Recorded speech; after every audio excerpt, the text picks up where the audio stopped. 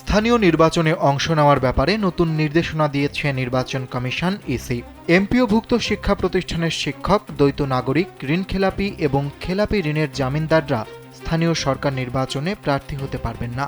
মঙ্গলবার রাজধানীর আগারগাঁওয়ে নির্বাচন ভবনে প্রধান নির্বাচন কমিশনার এএমএম নাসির উদ্দিনের সভাপতিত্বে কমিশনের একটি বৈঠকে এ সিদ্ধান্ত হয়। ইসির জনসংযোগ শাখার সহকারী পরিচালক আসাদুল হক এ তথ্য জানিয়েছেন। তিনি জানান, বৈঠকে নির্বাচন কমিশনার আব্দুর রহমানেল মাসুদ, আনোয়ারুল ইসলাম সরকার, বেগম তাহমিদা আহমেদ ও আবুল ফজল মোহাম্মদ সানাউল্লাহ সহ সংশ্লিষ্ট কর্মকর্তারা উপস্থিত ছিলেন। স্যান্ডেলিনা সো, রূপচর্চায় আভিজাত্য।